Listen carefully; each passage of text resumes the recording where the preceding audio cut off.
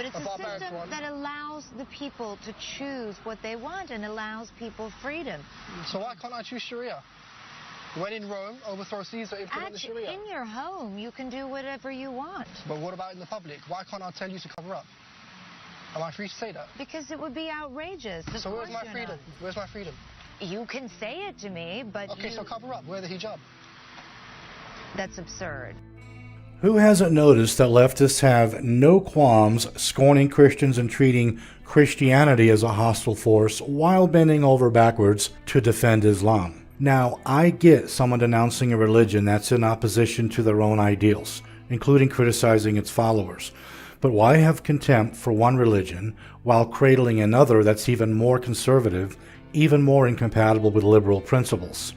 Take Linda Sarsour, for example. She's a pro-Hamas, pro-Sharia Islamist, yet a darling of the left. And considering that there's nothing liberal, progressive, or feminist about Hamas, the Sharia, or Islam, this alliance can seem a little baffling until you take a closer look at what leftists actually believe. Leftist ideology is based on equality of outcome instead of equality of opportunity. And just for the record, equality of opportunity is not identical opportunity for everyone, which is impossible, but means personal characteristics like nationality, race, religion, and sex should not determine the public opportunities that are available to someone, only talent and achievement. On the other hand, equality of outcome is based on the premise that everyone should end up the same. And here's the crux. Leftists believe if people don't end up the same, then something unjust is happening, because all inequality is evil. And that something unjust that is happening, that leftists believe results in inequality, is what they term oppression.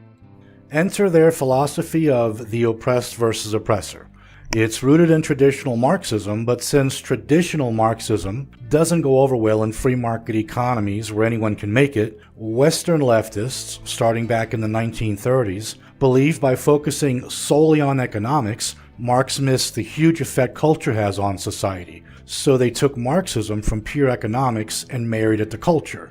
They believed, as leftists do today, that repression is the essence of a capitalist order, and that in a democracy, undermining Western values can achieve the same thing as violent revolution. In a nutshell, this revised version of Marxism says that inequality in society occurs because prejudice-dominant social groups exploit less powerful social groups, which creates a system of privilege and advantage for some and disadvantage for others. By now, I'm sure everyone knows that the major groups leftists consider privileged in Western societies are whites, males, heterosexuals, wealthier people, native-born, and the dominant religious group, Christians. And they also believe for every privileged group, there's a correlative oppressed group. Privileged groups are seen as loathsome because privilege comes from oppression. On the other hand, oppressed groups are virtuous, because seeing them as anything less is victim-blaming, since any shortcomings of an oppressed group stems from inequality, which stems from their oppression by privileged groups. You know, I think the idea of white privilege is absolutely reprehensible. And it's not because white people aren't privileged. You know, we have all sorts of privileges, and most people have privileges of all sorts, and you should be grateful for your privileges and work to deserve them, I would say. But the idea that you can target an ethnic group with a collective crime, regardless of the specific innocence or guilt of the constituent elements of that group, there is absolutely nothing that's more racist than that. It's absolutely abhorrent. I can't...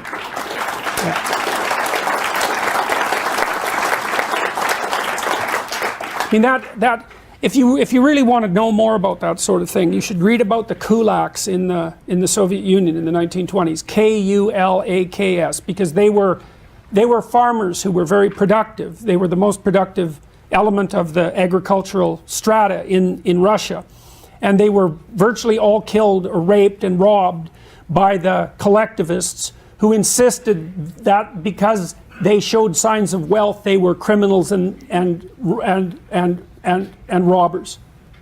So, and one of the consequences of the prosecution of the kulaks was the death of 6 million Ukrainians from a famine in the 1930s. The idea of collectively held guilt at the level of the individual as a legal or philosophical principle is dangerous It's precisely the sort of danger that people who are really looking for trouble would push.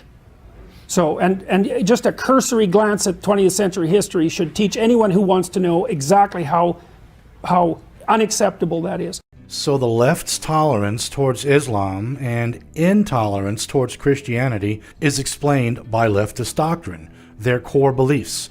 And it boils down to this: unlike Christians, leftists see Muslims as an oppressed group, and attacking their religion is oppressing them even more. We have the right to speak out against any ideology that we want to and criticize it for the crimes that it commits, what people commit in its name. And there's a Christian girl who's a refugee. She was accused of blasphemy and she escaped with her life here in Canada. And can you imagine how she feels when something similar to the blasphemy law that she escaped from is like being implemented here in Canada? And what's incredible is that, I mean, you've lived through this, you've seen it with your own eyes, and yet you have these predominantly white Canadians that are having a counter-protest about what you're doing, and they're calling people like you and others here racist, bigots, Islamophobes. What's going on? We come to Canada for a better life. We want to leave that world behind, and we want to celebrate the beauty and the values of this country. And we don't want that horrible, horrible draconian laws to follow us here. Sorry.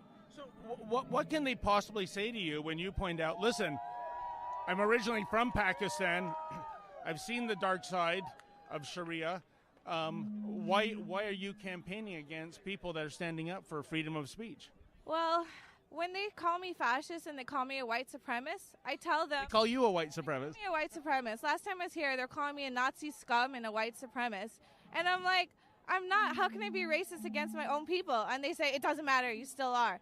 And I want to say to them that I'm standing up for my women, my sisters that have died, my sisters that are in jail, the Safia girls. They were Afghani Muslims, and they were killed because their parents thought they were too westernized. It's just a horrible thing. They don't understand. They'll never understand until they live there. They wouldn't even last one day under Sharia law. So to reiterate, leftists purposely conflate criticizing ideas that are central to Islam and their consequences with Muslims in general, because in their minds, Muslims are a victimized group which they heroically represent, and criticism of their religion is further oppression of a group which they've deemed as part of their collective, part of the new proletariat, as allies in the struggle against an unequal, oppressive, white supremacist, patriarchal, evil capitalist system, which they want to dismantle to its core. And so it makes sense that the so-called tolerant left isn't tolerant to everyone. Why respect the rights of the groups whose power you're trying to smash? And so if you want to attack me for being overly emotional or for passionately, defending those who are defenseless, then go ahead, you can attack me all you want. But am I saying that I'm better than you? I guess I'm going a little further than you are. Yeah, I'm fucking better than you, okay? Much better than you. You are garbage. And by the way, the left's oppressed versus oppressor philosophy is where we get political correctness, which is the result of that philosophy seeping into mainstream society. People are seen as members of groups instead of individuals, and oppressed groups are put on the virtuous pedestal of helpless victims. So a comedian can joke about white stereotypes because whites are a privileged group, but not black stereotypes, or gay, female, immigrant, or Muslim, because those are marginalized / oppressed groups. And so we're back to the, you can say what you want about Christians and Christianity, but Islam is off limits. Political correctness, after all, aims to tell us what to think. And it seeps into so many parts of society so often without us even paying attention to its aim. Because the purveyors of political correctness are not imbeciles, because they are smart people armed with clever tricks, we do need to pay more attention. In the last few weeks, some on the left have claimed that those who have raised questions about multiculturalism, immigration and the relationship between Islam and modernity have blood on our hands. I say our hands because I've been named as someone who bears some responsibility for what happened in Oslo. Now here we have murder being used as a muzzle, used to close down free speech. And this is just the latest addition to what is now a growing list of tactics to curb free speech, or and even worse, to stifle genuine inquiry and independent thinking. I think I should interject here to make clear that not everyone left of the political center are what I've been calling leftists. I mean, it was liberals who coined and began referring to leftists with the pejorative term the regressive left. That being said, leftists, or the regressive left, or cultural Marxists, or SJWs, or whatever you want to call them, aren't some trivial faction of the far left either. Nor are they just harmless, blue-haired college kids with too much time on their hands as they've been described. They propagandize, they proselytize, they vote, and they don't have to convince anyone of the rightness of their arguments because they wield the fear of being labeled a racist and bigot and being ostracized. And not only has this neo-Marxist philosophy seeped into all aspects of left-wing politics and media, it all but dominates universities, where there are no shortages of professors who demonize anything Western. But regardless of how loud the illiberal left screams about how capitalism is responsible for killing and oppressing millions of people, how the American flag stands for hatred and imperialism, and that America is vicious and corrupt, people still vote with their feet. Immigrants want to come here. Which brings me to an interesting point. As leftists, with their victimhood ideology, blame oppression for groups who stay poor, they can't explain why immigrants of various colors can come in at the bottom with very little money and sometimes little knowledge of English and proceed to rise, both in the schools and in the economy. Many immigrant subgroups, like Nigerians, outperform Asians, who outperform whites in medium income and education level. And the Pew Foundation study that leftists often cite as evidence that upward mobility in the U.S. has become stagnant expressly cautions that its findings does not apply to immigrants and their children, for whom the American dream is alive and well. When you see around the globe the maldistribution of wealth, the desperate plight of millions of people in underdeveloped countries, when you see so few haves and so many have-nots, when you see the greed and the concentration of power within, did you ever have a moment of doubt about capitalism and whether greed's a good idea to run on? Well, first of all, tell me, is there some society you know that doesn't run on greed? You think Russia doesn't run on greed? You think China doesn't run on greed? What is greed? Of course, none of us are greedy. It's only the other fellow who's greedy.